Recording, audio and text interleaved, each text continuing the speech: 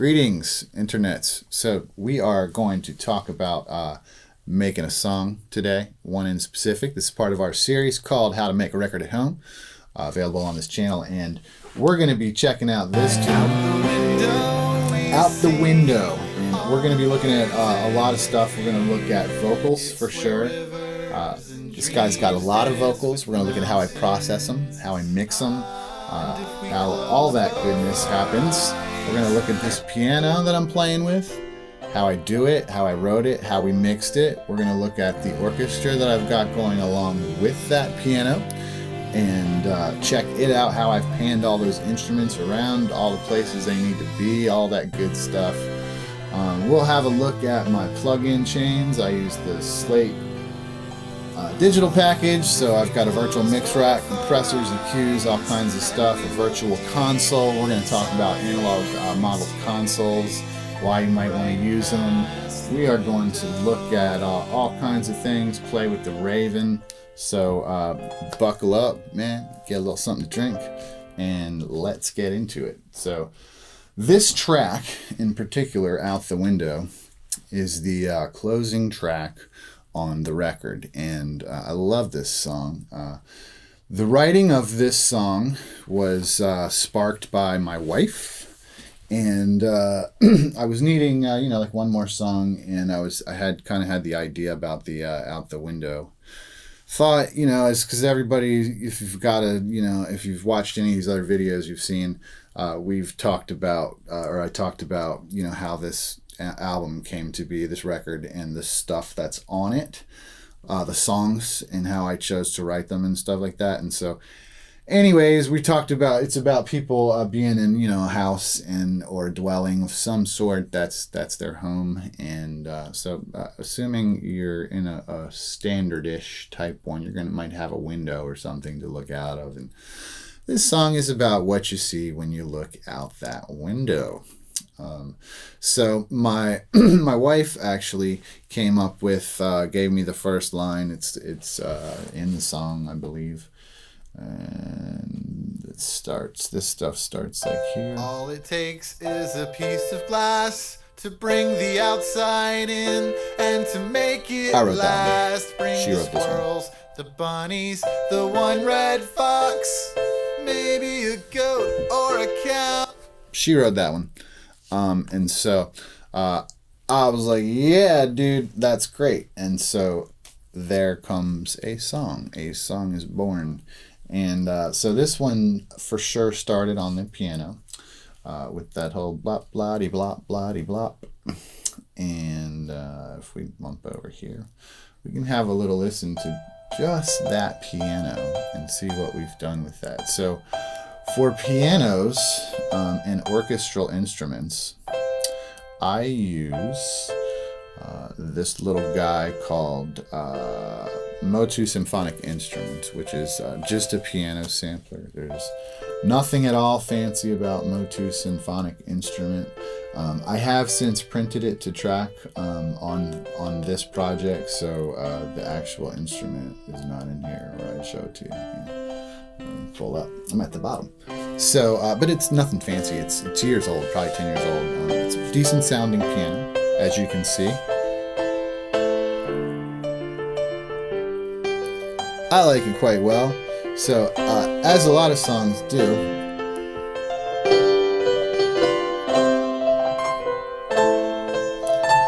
for me, as a lot of songs do, started on the piano, and I had that idea out the window, and my wife had a line about the fox and the stuff, so I was like, oh cool, write a song about stuff you see out the window, and came together as it did. So I like to write on the piano sometimes, really because it's an instrument that is not my norm. My normal would be guitar, and so I like to write on the piano sometimes because it kind of gets me out of those norms. And so anyways, then I write a little different, and so this song is definitely like I would say my normal grind and normal like my wheelhouse. Might be some rock type stuff, Guitar player, always have been, and so you jump out into this type stuff, and it's a little different, I guess, and it's totally, it's a lot different. It's a totally different vibe, of course, but I love it. What you end up with, I land with that nice piano part, and then I start singing over. I'm not so good at playing the piano and singing as well as I can, like, say, with guitar. So that would get a little sloppy. But I'll fire it up and start throwing on it. And so that's the piano. Processing wise on the piano, I would have to imagine, not a lot going on. Well, yeah, there is some processing for sure. We've got a boost in the high end, 7.5. We're going up 2.7. The next one that we're fooling with is 550, and that's hitting in about -1. And then at 240, we've probably got a +1, yeah. We've got some compression going on there, 10-1. The opto setting on the distressor model from Slate here. And make sure my head is not in the way. And then a trimmer to kind of manage that signal, because we're boosting some things here. It's really good to remember, if you've got a channel, you boost signals with an EQ or some other kind of processor. When you get to the end of that chain, your signal is elevated. So if you don't have the headroom there for that still, you need something like a trimmer, gain pot, something to back that off. So we're using the trimmer. What you're looking at, if you're not familiar, this is the Slate virtual mix rack. And so everything that we're doing and that I'm doing in Digital Performer here, which is my DAW of choice, it's Pro Tools Studio One, all the same. I have one of my audio lines running over here on Reaper. Reaper's a fantastic DAW as well. DAW, what do you call them? I don't know. Verdict's still out.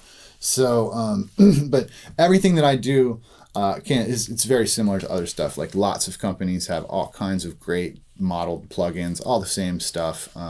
I used to work with waves in the Ssl channel strips and stuff before I got on the Slate stuff, and I use it. It's super good stuff. The models are fantastic. You get the consoles, all the compressors, EQs, preamps, everything. I got the VMS thing too. And the Raven, of course, is bomber. The Raven was first. It was just so good. I was like, maybe that other stuff.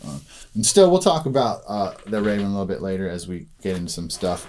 If you're not familiar with that, that's the Slate Raven. It's a touchscreen interface. It lets me get rid of this for my music making process, because I am of the mindset that music making is a physical process. Even the mixing and recording of it can and should be a physical process, that you use your whole body and arms and hands and stuff when you're doing it, and you don't just become a statue stuck robot with your mouse like this and your back starts hurting. And we don't need any of that. So any event, that's the piano.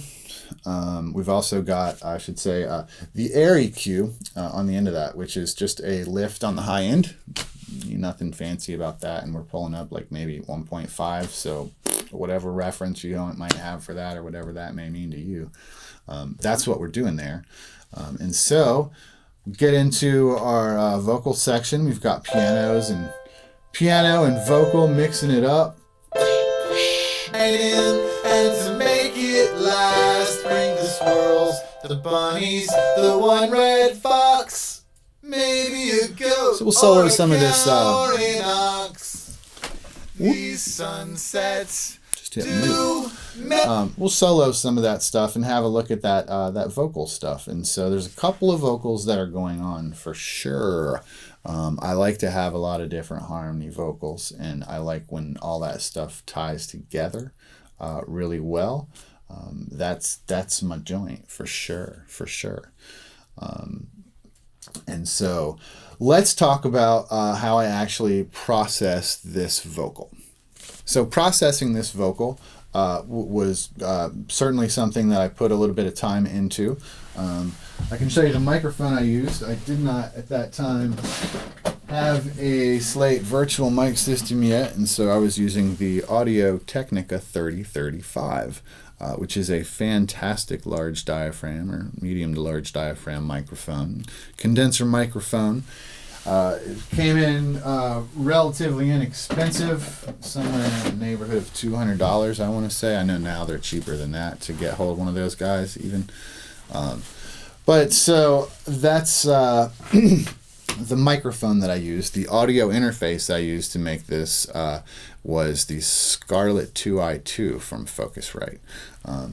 My studio now has a Focusrite Red 4 Pre because I use a Dante audio over IP network to run things. And so that aspect of things has come up around here a little bit. However, the 2i2 I used for years. I made a bunch of records with it, and or a couple.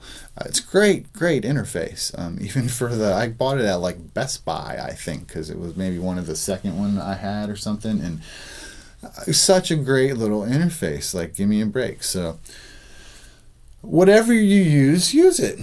Don't be held back by the what you perceive to be a limitation in your gear. Give me a Tascam 4-track and a cassette, and I'll give you a song, some kind, and it's going to sound okay. It's going to sound as good as I can make it sound, do the best that you can with the tools that you have. That's what I think. And so, anyways, all that kind of roundabout stuff before we open up these plugins and look. So, make sure my head's not in the way again. When you look up here, this is my digital performer mix rack, and this mix rack is really, or mixer, is much the same as what you're going to see in Pro Tools or anything else, And so up along the top, you've got all these slots where you can fill them up with plugins. You can see mine is not very full of plugins for sure. There's one plugin on most. I did this a year ago, and I was new to the Slate package then, so I've changed some things up a little bit since then. Now I might have two things in the slots, one being a virtual mix rack and the other being a virtual tape machine. I love the VTM on all channels. It's like gives you a little analog goodness that's absolutely beautiful. It's very subtle, but it's really nice.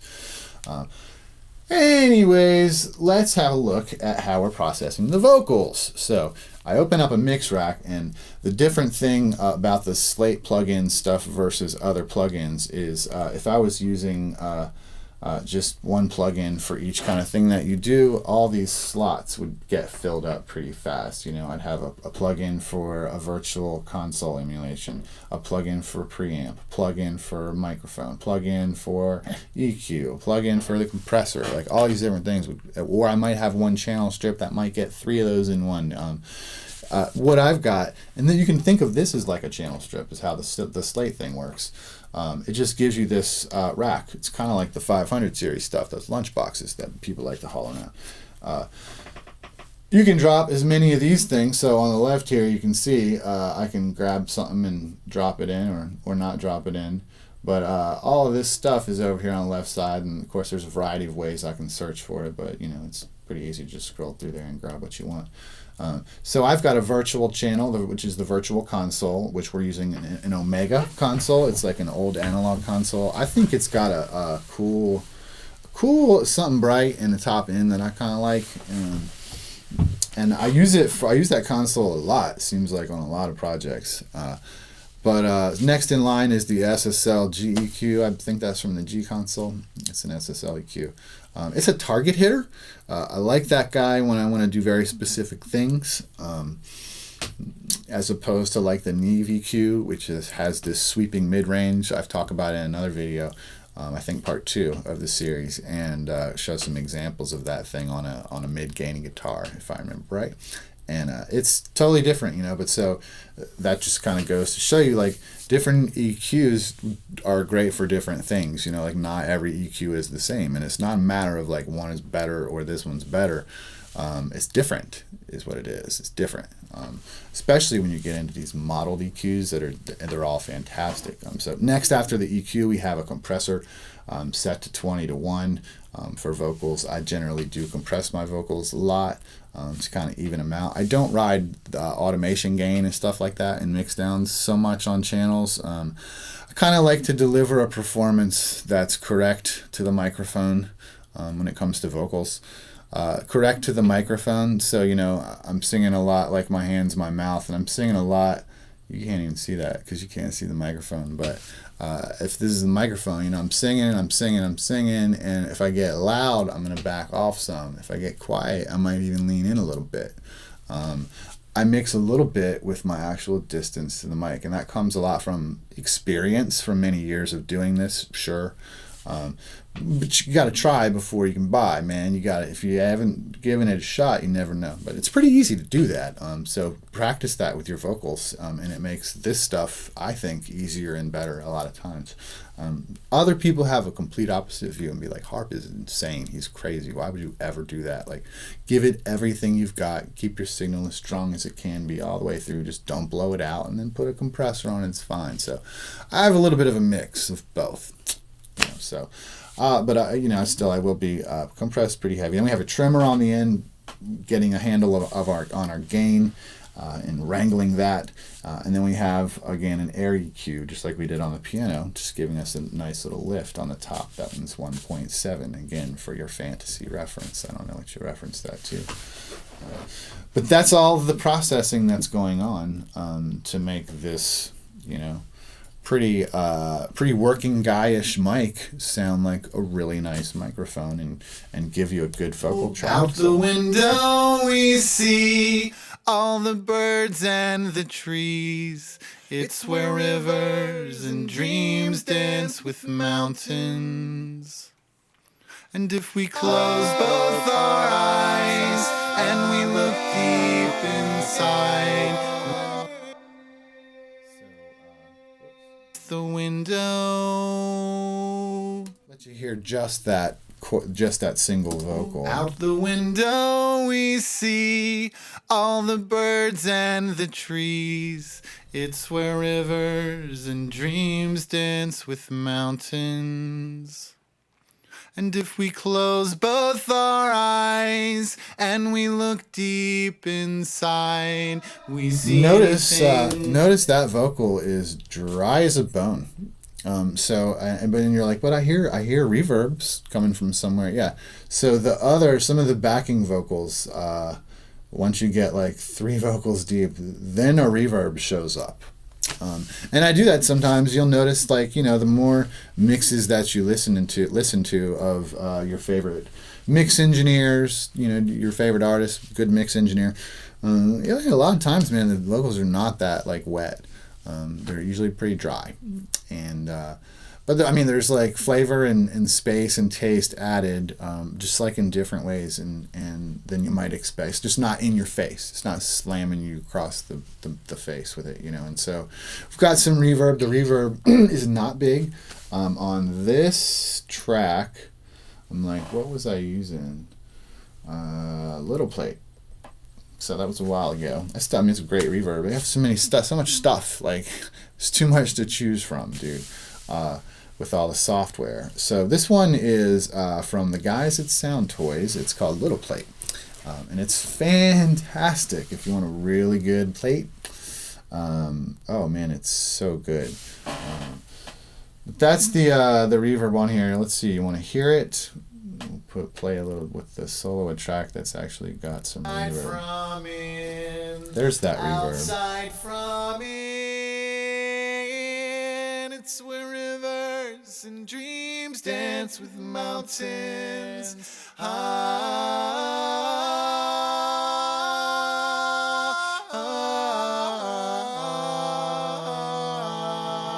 I really like that reverb. It kind of is just right. So, like, I'm looking for here, and and it also lets you control a tiny bit of stuff too. But I'm looking for here in this reverb a reverb that's gonna like give it some space, not sound like a dead dry recording. It doesn't need to be any kind of cavernous thing or anything like that. And the little plate delivers. Yeah, that little plate is awesome. And so that's the reverb that's going on everything, and there's not much. It's just a little bit of it. So we've talked somewhat about now with the vocals and stuff. We'll pop through there real quick. Let me get something playing, and because it's important that like a lot of vocals to me make a song really really fat, really full, really good. You don't need that. So many artists, me included, that do so many songs with one vocal. But when it's appropriate and it'll serve what you're doing, you can certainly get a lot of vocals going, and it becomes really cool. One thing though I would suggest is you don't need to. And as it comes out of my mouth, I'm like, well, what are you talking about? Like, that's such a Tool thing to say, which was I was going to say, like, don't throw them all at once, bring them out slowly. But like, it's so subjective. It's art. Do whatever you want. In this case, what I have done is I bring, you can even tell, like, looking at it, the way it comes down visually. I bring in the track, more vocals as time passes, so you're not getting hit all at once with a bunch of vocals. But at one point, we've got 3, 6, 8 vocals happening in this section. We've got 3, 6 vocals happening in that in section. What I was going to talk about, though, was what do you do with the panning with those guys? What you want to do, and so you can, if you look right here, you can see these are my vocal tracks from here to here, and the panning is no two are hardly alike. So you've got in the dead center the main verse stuff. Verse 2 though has harmonies, so it's even off over here with its harmony over here, but not much, just a little bit. The main chorus one, it's in the center, but all the rest of them are panned out for sure. There's ending stuff there where there's like lead parts on the end. Those are to the middle, and the rest are spaced out for sure. That just makes for interesting listening. It makes for also room in your mix. When people say, you got room in your mix? Like, what is he talking about, room in his mix? When you have room in your mix, everything fits together nicely. It doesn't step on each other and squash and sound mumbled or muddied up and stuff like that. So the more things you can do to put everything in that stage that you hear and see in front of you when you're mixing, it's a 180-degree stage. Put things where you want them. Don't put everything right here, because then it's going to get mudded up. Move some things over here. Like when you move into a room and put furniture in it, do you put all the chairs in one corner? That would be ludicrous. You put all the stuff feng shui, man, so it's going to do just right, And so same thing with an audio mix. Put everything in its proper place. Same principle applies to the frequency spectrum. So you've also got, if you're looking across like your frequency, you got like this waveform, and all these frequencies are getting popped. So you look that on a chart, and you've got the bass all the way up to the high stuff. Every one of those instruments and tracks in this project is going to take up a spot in that thing too. So if you've got, a kick drum in a mix with a bass guitar, they can often compete for frequencies. And so you might do roll off a little bit of the bass right before where the kick drum comes in, or you might do something called ducking, where you feed your compressor that's on the bass channel the kick drum signal, and the kick drum triggers the compressor to kind of quiet the bass every time the bass kick drum kicks. And that's a mechanism that you use to combat losing your things getting muddied up and jamming together and stuff. So that's why it's important to if you got a bunch of tracks going, pan everything properly and stuff. So that same little principle applies when we get to the orchestra. Now for my orchestra stuff,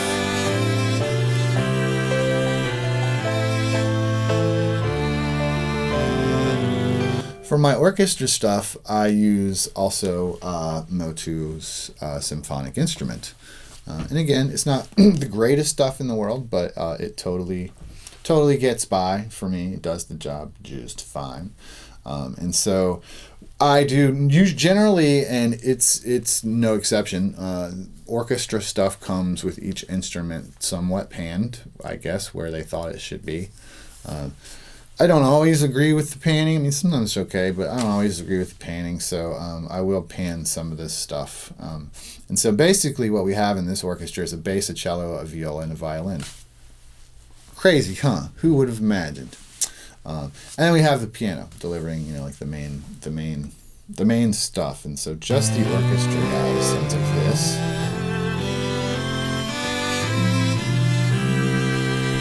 And all these guys will follow what you think. The bass does what a bass should do. It's not that complicated.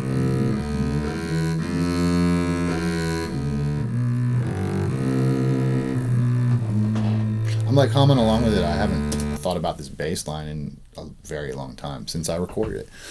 Because it's just not hard. With the other instruments too, like find a note. I will say this cello. Let's see.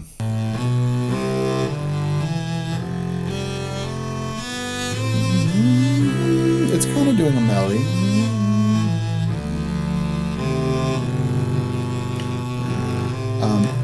Absolutely, when recording stuff like that, I mean, it's like you could do them one at a time without listening to the other, but generally each plays off of the previous. Otherwise, it probably would sound crazy. That's probably a stupid thing to tell people, right?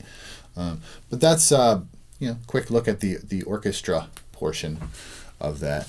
And what else is going on in this? I'm not even sure.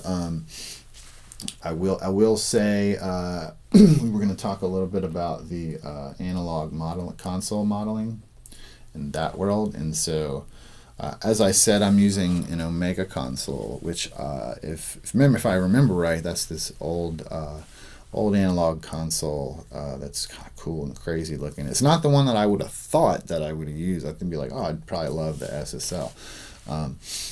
When you're working with these analog consoles and also with the like VTMs, the tape machine, virtual tape machines and things like that, like the things that model things like consoles and even preamps sometimes, there's critical listening involved because it's very, very detailed, the nuance that comes through on stuff. A good example is the bus compressor, which I bet I have on. I do. I have on this track. And so at the end of every project, similar to the old school console world, you've got your mix bus, your master bus, and on it you might run that that 2-track bus, your master bus, through some things to process.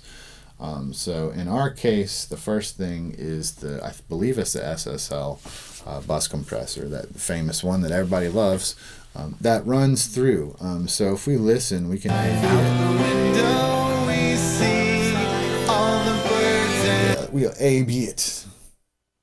Out the window we see off. All the birds and the trees.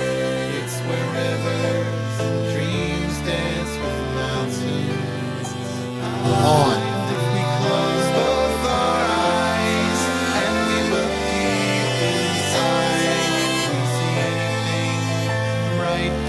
So, I mean, and you have to remember, let your ears adjust for a minute, preferably longer than I just did, but let your ears adjust. Ears are not just binary things, it's like, they're very dynamic.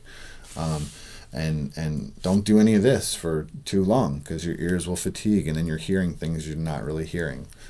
It's all good things to keep in mind. But so we put that compressor on that end of that chain. And then we also probably have, we've got a virtual tape machine. Does the same thing. I'll let you hear the difference in bypassed and not. Right now it's bypassed. And I will say too, these analog modeled stuffs and and virtual, whatever, blah, blah. Some of these things, the subtleties are much easier to hear and pick up on full, like rock productions that really have crazy stuff going all over the frequency spectrum for these harmonics to interact with and play with when you put those models on them. This song is not like that, though I'm still, able to detect, and audibly hear an improvement on most of these things. So let's hear if we notice any difference with this guy. Out the window we see all the birds and the trees. Now let's turn it on. Rivers and dreams dance with mountains. And if we close both our eyes and Off. right past the window.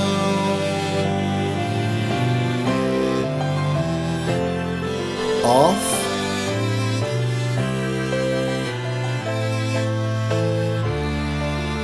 On.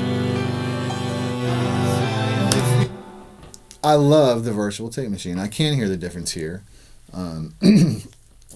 It's just it makes it like more alive.